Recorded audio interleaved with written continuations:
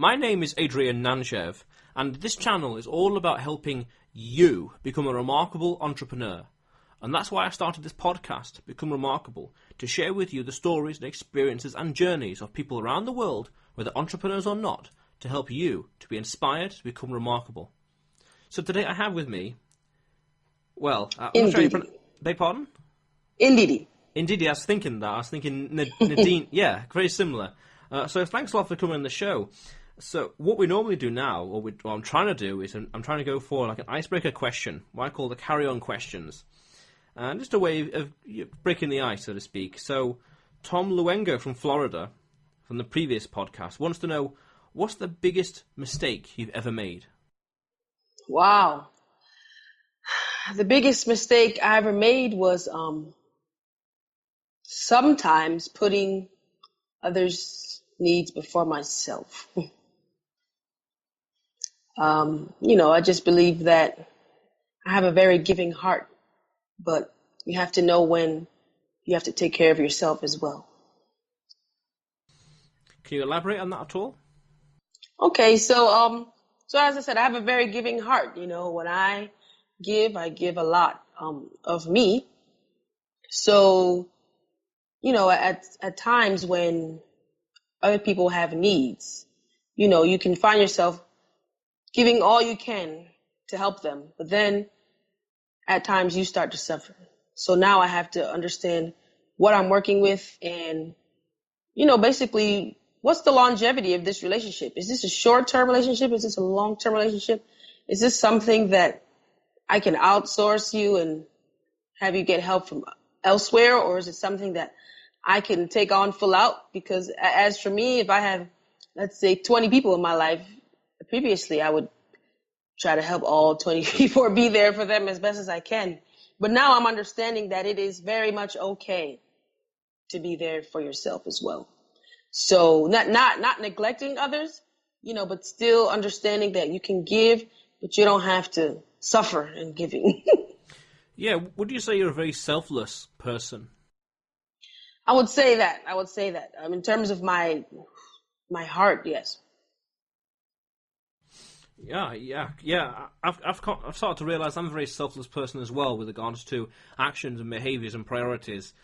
Mm-hmm. Sometimes maybe at my detriment, but yes. The way I see it, there's reciprocity and good karma, especially now, where the more you give to people, the more you're going to get back, mm-hmm. and in different ways. So how does all this play into what you're doing and believing in, what your story is and what your journey is? So, I'm a Christian, so I believe in God. I do believe in the philosophy of, it's better to give than to receive. But I think that now, especially even being on this podcast, is just prioritizing, the gifts that I've had, that I've sat on,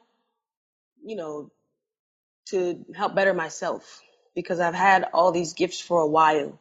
And now I'm understanding, okay, let me take time to pour into my gifts. Let me take time to have confidence in myself. Let me reach out to people who I'm not only pouring into, but are also pouring into me as well, so that it can be mutually beneficial. So I think that's really what it leads to. It's like still understanding that I want to be there for as many people as I can, but I have to also understand that, people are allowed to pour into me too. It's okay to get help too. It's okay to reach out to others to get where you need to be as well. So now I'm understanding that it can go both ways. So, and I believe that my faith has helped me with that as well, because a lot of times, we read in the Bible that, God, He wants us to use these gifts. There's a reason why He put me on this earth. It wasn't to sit on them. It wasn't to play around with them. It was really for a purpose. So everything I do, everything I believe in is for a purpose, and it's supposed to inspire others and help the next person be better. Mm-hmm. Yeah, so how are you helping people then? In what way? Like in charity, or can you elaborate, please? Well, the profession I'm in is actually the social services. So I spend actually 8 hours of my day helping people. I'm in workforce development technically, but it's a social services agency where I pretty much help people get back to work, finding them resources, giving them motivation, or just helping them with whatever they need to get ready and to get back to work. And the population I happen to work with would be the welfare population, which they're receiving services from the government. And in the past, especially before moving to DC, I was always very much into doing presentations. I did a lot of giving back to young students, giving them presentations, motivational presentations. I went overseas and I taught in Namibia, which is a country in Southwest Africa. So it used to be part of South Africa, and now they are their own independent country. So I went over there and I taught information computer technology. I've been a mentor. I've done many events where I've just been able to give back. Since I've moved to DC, mainly it's my profession is where I've given back. I haven't done much volunteering here. I've done some, but but I also serve at church, and so I find ways to give back. Okay, yeah. All right. So please tell me about your blog then. What do you talk about? So my blog is to really highlight the African diaspora. So I have a philosophy now which really helped build this blog, which is promote what you love instead of bashing what you hate. So a lot of times, especially when I say the African diaspora, I mean that is Black people all over the world, anybody who is a descendant of Africa. So all these negative images that we may see on TV, whether it be in Africa, whether it be the United States or wherever we may be, there's a lot of negative images. And so instead of me complaining that they never show anything good about us, I wanted to create a blog that highlighted the very best of us. So there's no negative on my blog. I highlight culture. I highlight anything from foods that are prepared to dances to business initiatives. So I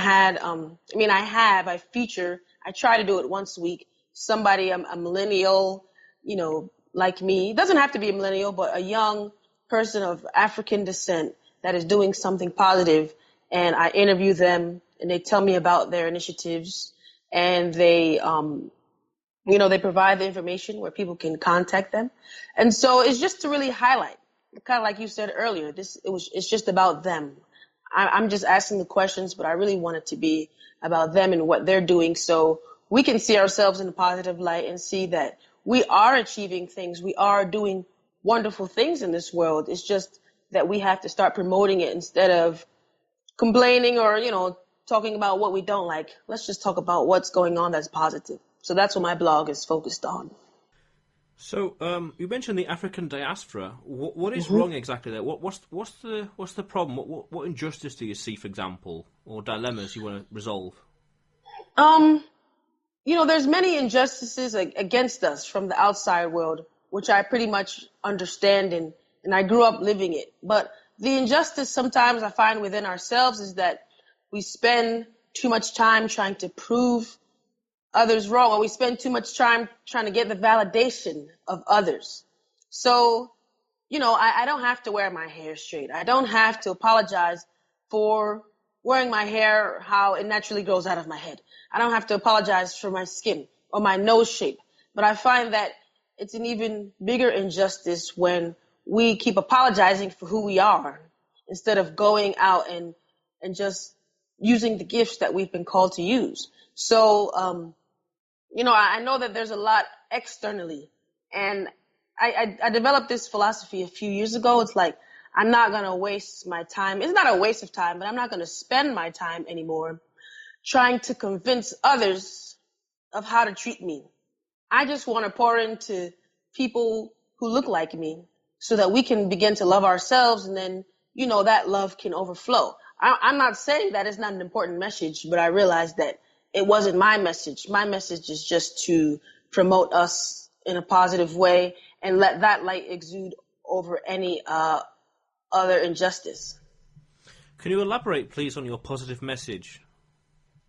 Okay, so, for example, I have a blog that I wrote about setting our own standards. So, I believe that every nationality in the world has their own standards or have their own gifts. Like if you go to China, you're going to see them eating Chinese food, doing Chinese things, or, it's whatever you feel your contribution is to the world. But I just believe that everybody has something. So instead of trying to meet the standard of the next man or the next race or something like that, we should just follow what we do. For example, my dad is from Nigeria, and I hear a lot of people say, well, look at the US, look at them. Like, a lot of people try to fit their model for another nation or another race or something. But I'm like, what if we just followed our innate, senses or whatever that is guiding us to do what we were called to do, and then we could each give our contribution to the world instead of competing with the next man. So that's the positive image I portray. So, my piece is culture. I'm just a promoter of culture. So that's my piece to the world. I'm also a writer. I write music. I write poetry. I do other things. I believe I have many gifts, but instead of trying to fit a model of, go to school, be this profession, I'm much more comfortable being myself. And that's the message I promote. Yeah, I find out when you work together, combining it, 1 + 1 really does equal 3, and collectively you can achieve more in an organisation, especially, as opposed to going out and achieving things on your own or striving to achieve things on your own. You combine the energy, the talents, the abilities, and the fostering of cooperation, which I think is very powerful. And that's very true. Thank you. And you mentioned music as well. What kind exactly? Could you elaborate on that, please? I'm very curious. So I write love music. So I also write praise music. I would call it gospel. Gospel anyway just means good news. But I write praise songs and I write love songs. So I write love songs that are really just inspired by the love of God, and love between a man and a woman, but really inspired by the love of God. So I don't have any kind of raunchy messages in my music, and that's what I love to write about. Yeah, that sounds very pure. So tell me about your Christian beliefs then. Are you in Washington State or DC? I'm in Washington, D.C. So please tell me about the Christian values then that you have, or people are lacking in the States. What's your thoughts?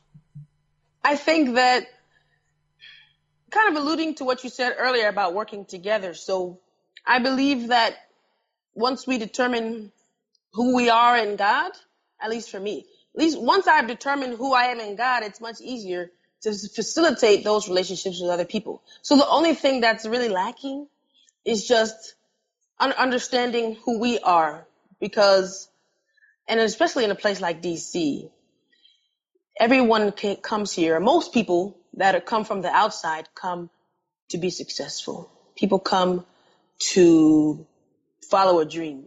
It's a very political area. So you find a lot that people will judge you based on what they think you're contributing to the corporate world or whatever. They meet you. One of the first questions in DC you get often is, what do you do? People don't necessarily always want to know who you are. Everyone wants to know what you do. So navigating relationships in this city has been very interesting. But I think being that I have a foundation in a church, the way we relate to one another can overflow and spill into the community. So that's one message that we're taught at church is how can we expect to get it right outside if we can't get it right in here? Because the reality is that every relationship you'll ever have is going to have conflict. But the idea is, what will you do, or what we will do collectively to make it work? It may not happen overnight. It may take time. But I think that really using those principles, because a lot of times we see even with Christ, how he sat with people who, even his disciples were like, what are you doing talking to that woman? His message was to come and facilitate relationships and spread the gospel. It wasn't to avoid people. So I think a lot of times we're raised to avoid people. But I think that once we understand who we are, we can embrace others more. For example, I've started changing my mindset towards particular behaviors. So, for example, I'll just use a common one. You see loud kids, young African American kids on the metro, and everyone's like, oh my God, what are they doing? Da da da. But then if you see young kids of any other race, people will say, oh, they're just kids having fun. So I've kind of, and it's something I work on daily. Even if I do say in my mind, oh, something this person is doing is, fill in the blank. I have to change my mindset and be like, you know what? Maybe that's just their personality. Maybe they're angry, but because they're reacting, it doesn't mean they're ghetto. It just means they're angry and that they are reacting on their anger. And so it's been a mind shift, but we really have to start looking at people as that's just who they are at the moment, but it doesn't define their whole existence. Yeah, I agree, and slightly philosophical there as well. And there's a phrase, there's a word actually called sonder or sondar, SONDER or AR, which says that when we're out and about in the world, the people that we see there, such as on the metro, as you say, everyone there has got a story of their own life, their own struggles and desires and dreams and own definition as to who they are and what they do and why. And it's like we see them just for a split second during the day, and they're like an extra in the background, like in a movie. And it's like that one little moment they appear on there, they're doing something, we judge them for it. And it's like, well, you can, nothing wrong with that, but at the same time, you don't know the entire story. Don't know what's happening in their life. It's a fascinating way of looking at it as well. Yes. And you also mentioned that people value who are you, what you do over who are you. Yeah, I've noticed that as well. It's like, forget what I do. That's transient. Forget about that. It's what difference are you making in the world? What's the purpose? What's the mission? That's what I feel what's more important, because that's the story and the value that brings. If someone's working at a bank, for example, that's what they do, but it's not necessarily what they do.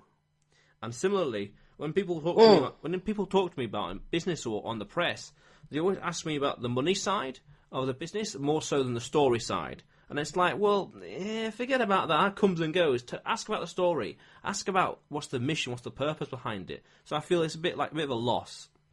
Yes. So I'm just very curious then. You mentioned you want to know who you are in God. So can you answer the question then? Who are you? Who am I? Yeah. I'm Ndidi Love. That's not my name by birth, but the reason I call myself Ndidi Love is because even though we're all called to love, I believe I have the gift of love, or I want to inspire everyone to do everything in love. And not that I have always displayed that, but I think I've been very challenged in the area of love because I believe that it is a gift that is being sharpened in me. And, I'm also a very observant person, I believe God gave me that gift of observing because I notice things that it'll be 20 of us in the room and I can be the only one who noticed it. And they're like, wow, how did you even see that? And, I also know that I'm a dreamer and that I have great faith and that I display the majority of my gifts through the gifts of writing and, whatever. I wouldn't call it performing, but I'm a very animated person. And the most interesting part is what I've learned now is that I was given my personality for a reason. So most people who will also know me will say, oh, she's very goofy, she's very silly. But then you may see another side of me where I'm very serious, So that is all of me. And it's never going to change, like the root of who I am as being sometimes loud, sometimes, laughing a lot or whatever. That's never going to change. That's part of what's been given to me to reach a certain type of person, or not even a certain type of person. It reaches people in its own way. So I don't strive to change that. I don't strive to change that anymore. Everything that comes naturally to me, all I do is sharpen it to get the greater message out. And that's just who I am. Getting the greater message out, that's who you are and what you're all about. Mm-hmm. And you mentioned also observant. Can you Mm-hmm. give an example, please? Goodness, so many. I mean, just for example, at work, I can see something. I don't know. I mean, so, okay, let me give you something obvious that one day nobody noticed. I noticed one day that like 5 people at my job had on the same shade of orange shirt, and we went the whole day, and I was like, "Oh my God, everybody has on this." They're like, "How did you notice that?" Nobody was even thinking about that. I mean, that's an obvious thing, but there are some very minute things that I can notice or spot, and then later on they'd be like, "Oh, okay, you were right. I didn't notice that before, but now I understand." So it's just something that I had to come to terms with. I just noticed things, and I can't say exactly now what that gift leads to. I just know I notice things. Just very observant. So, what you mentioned the gift. Then, what do you think it has led to? I can remember when I was younger, and me and my dad were in the airport, and I was a little girl, and the police were looking. Somebody stole something, or somebody did something. And the police needed the story, and I was like, "Oh, I know, I saw." And then I gave him the whole story, detail for detail, and my dad was upset because he's like, "Listen, you could have made us miss our plane." But maybe just for the purpose of telling a bigger story, or the bigger picture. Um, we did something called the escape room. You ever heard of that? The escape room? It's like a basically it's a room where maybe 10 or less people can go into, and you have to figure out the room in an hour or less so that you can escape that room. So it's like a game or whatever. And so even in that, with 10 people in the room, I realized that I was the one who was connecting little dots. Like, oh, I saw this little symbol over here and that symbol over there. And then those were some key pieces. I wasn't putting anything together. I wasn't collecting objects and trying to figure out and put the puzzle. I was noticing things. I was just walking around. Oh, remember that symbol over there? Maybe this has something to do with this. And it ended up being right. So, and then other people in the room were like, we had a military man, and he was the one who was giving everyone direction. So it just also showed me that even in situations like that, everyone's gifts will come out, especially when you're trying to accomplish something. It's kind of like you mentioned earlier, working together. And that's why I think it's good to know who you are, because then better for me to work with a group of 10 people, knowing what I can contribute instead of going into it trying to do what everybody else is doing. You mentioned when the gifts come out, and earlier you also mentioned things like the welfare. Mm-hmm. How did your gifts come out, and also in poetry as well? How does your gifts come out into these different fields? Because welfare and understanding it and or talking about it is a little different from poetry. So Mm-hmm. can you elaborate on your talents, please? That's very true. So, this is the first time I've worked with the welfare population.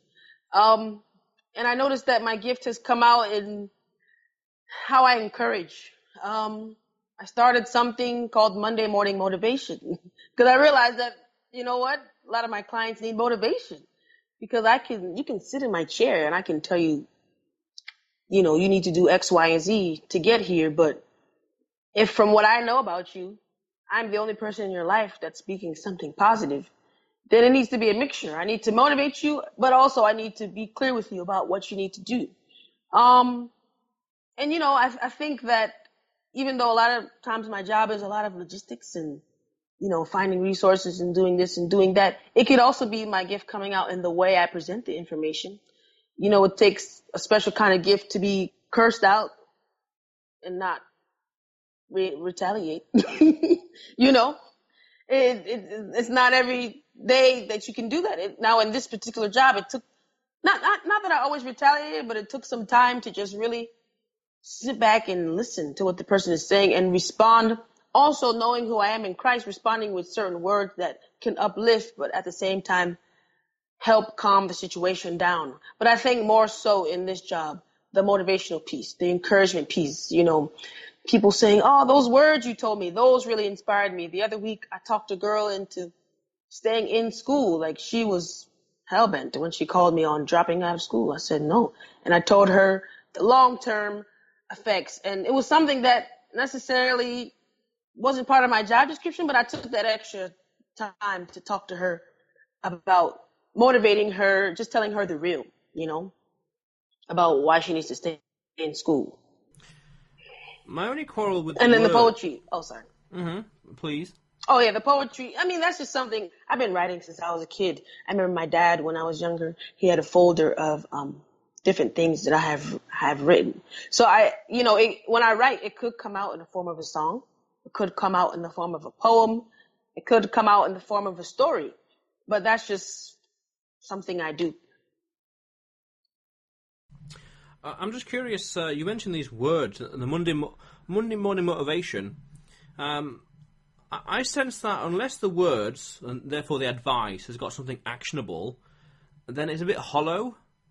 That's the problem I have now with a lot of these motivational stuff out there in the world, where it's like, you can do it, yes you can, yes you can. All right, how do I do it?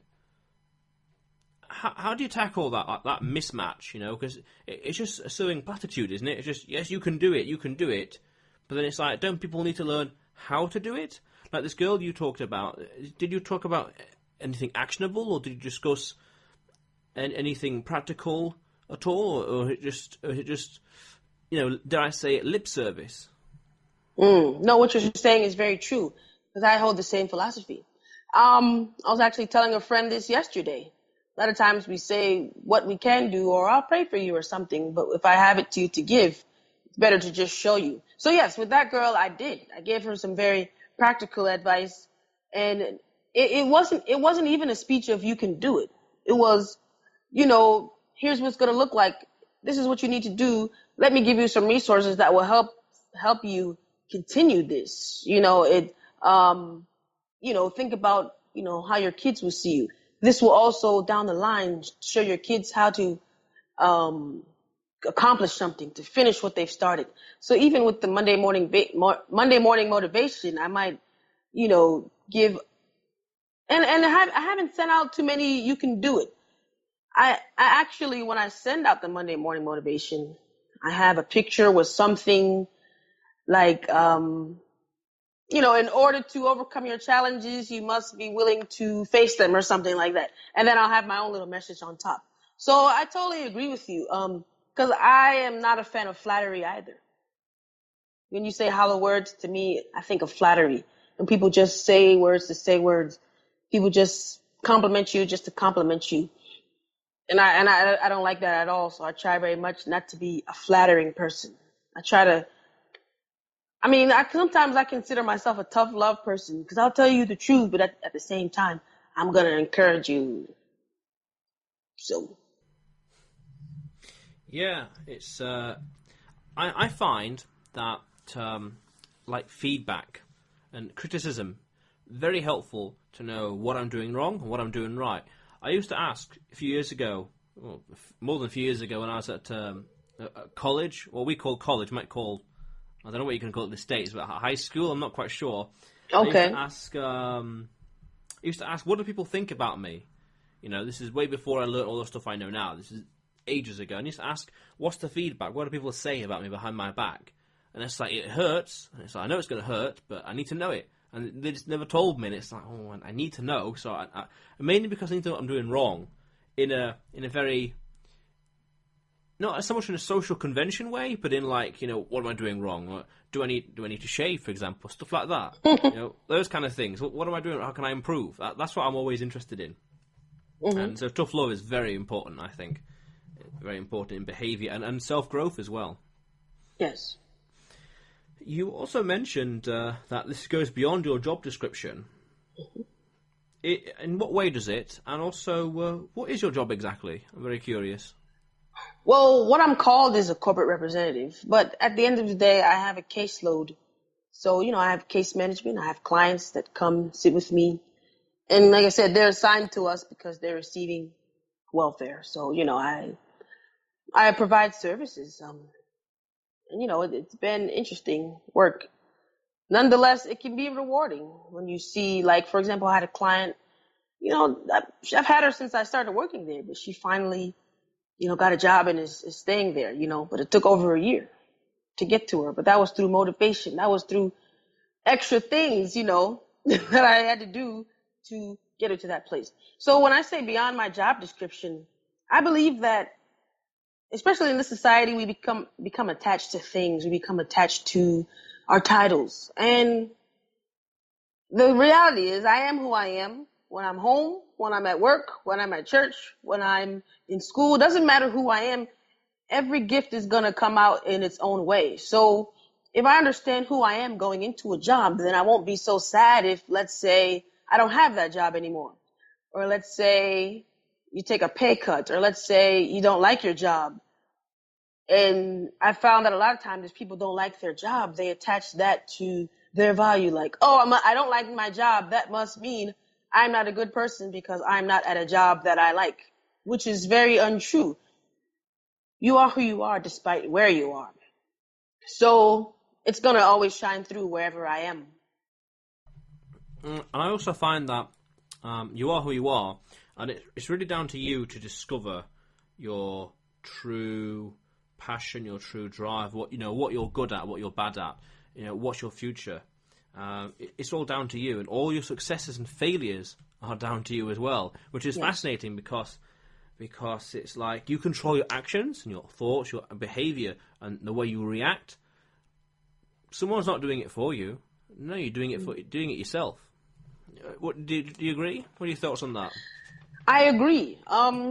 It's something that is very difficult because it's for me. It's a two-edged sword because I can react based on how I'm feeling, but then I don't want the other person to say, okay, just because I did this to you doesn't mean you need to react this way. I don't think the person who did whatever they did to me gets to tell me how to react. But I do understand that my reactions are up to me. Because I find that a lot of people who may do the act, they take the blame off themselves. Like, I'm to blame for my actions, but don't sit here and do all this stuff to me and then say, but no, don't act that way. I don't know. That I'm still learning. But what you're saying is very true. Our reactions are up to us. How we react to something is very much up to us. And sometimes our reactions, all the time, our reactions can change the outcome of the situation as well. Yeah, and I agree. And you also mentioned feelings as well. And also earlier you mentioned that sometimes some of the people you work with, cuss words and all the rest, and all sorts of not nice words. So how important are feelings then in your actions and your behavior? Feelings are important. You have to acknowledge them. I like what my one coworker said. What did she say? She said, we're still humans, at the end of the day, our well-being should be a concern because even though, you say you want us to be strong, you say you want us to be able to handle this, at the end of the day, we're human. So, you can curse me out on Monday, but by Friday, if I've been cursed out every day, then I might not feel so good, because I'm still a human. And, they say sticks and stones may break my bones, words will never hurt me. I don't believe that's true because there's power in words. There's so much power in words, and we can really make or break our day by the words we say. And so feelings are important, but that's why it's important to protect yourself as well. And that even goes back to what I was saying the first time, giving of yourself so much, you want to make sure the right people are speaking into you. So it's like everyone gets your love, everyone gets your kindness, but not everyone gets to have access to your heart, because I need to understand that when you're speaking to me, even if it's that constructive criticism you talked about earlier, I need to understand that you are saying it to me because you really want to see me better, not just to, as you said, words. Because you can say, oh, I don't like what you do. But you can also say, well, let's walk through it. Let me help you through it. Let me be there for you, and let's change this behavior together. That's more reasonable. Yeah, I agree. And words are very important. Words are very important. And you know how we say things like, how is the word spelt? Or it's a curse word.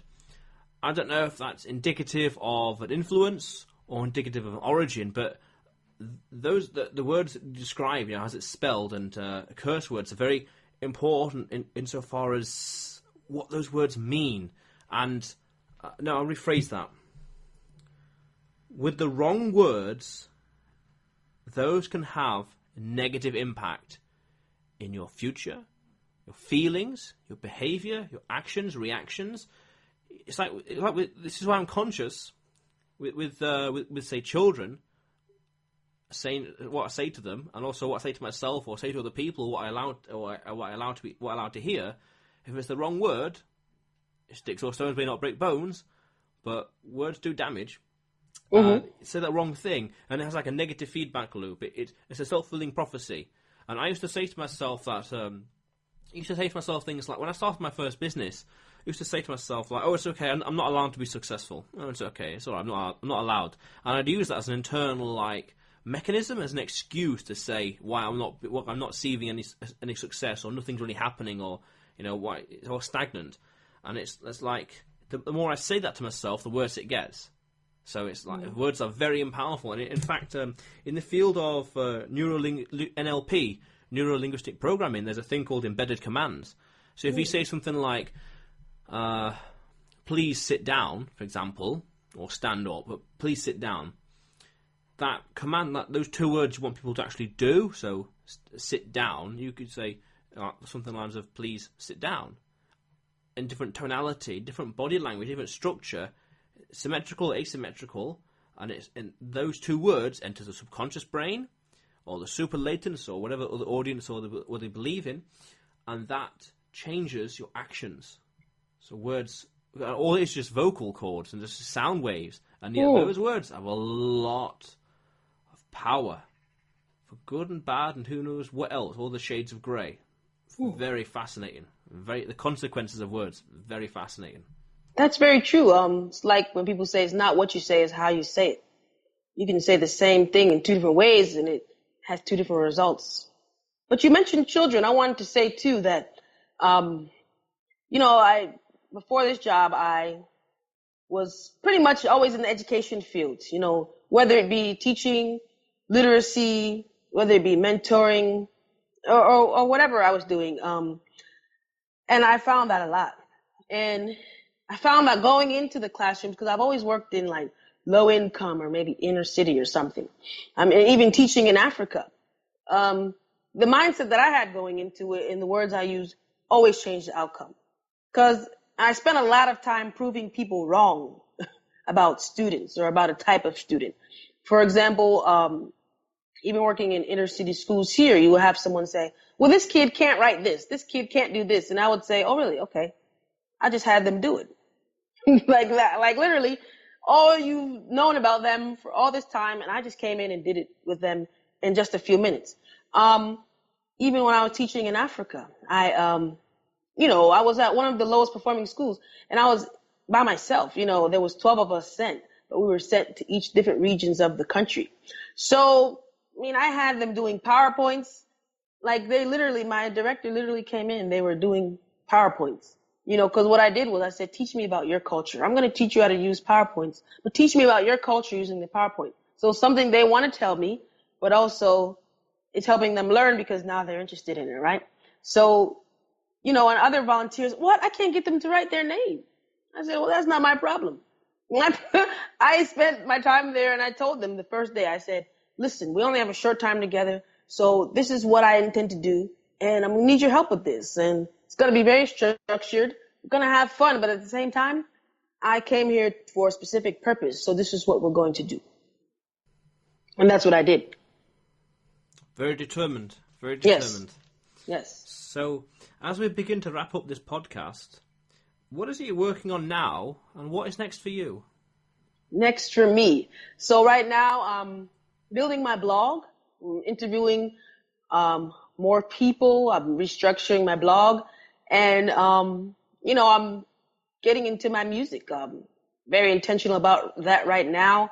More of that is coming, but let's just say there is music that is being worked on in its full form. And I'm just looking for more opportunities at this point. I want to I have a lot of gifts, so I want to be intentional about letting each gift lead to the next thing, to the next thing, to the next thing. So I have what I'm focusing on right now, and then in the future, things will come out of that. That sounds very cool. So, lastly, before we end the podcast, it's your turn to come up with a carry-on question for the next guest on the podcast. So, again, Tom Luengo from Florida asked you, what's your biggest mistake? So, what's the question you want to ask the next guest?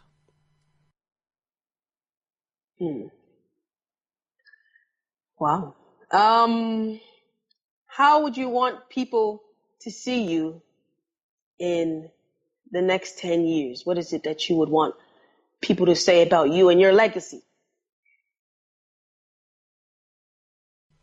Cool. That's interesting. Like that. I got my own thoughts on that as well. That's pretty cool. That's very clever. I like that one. Thank you. So, Ndidi? Ndidi.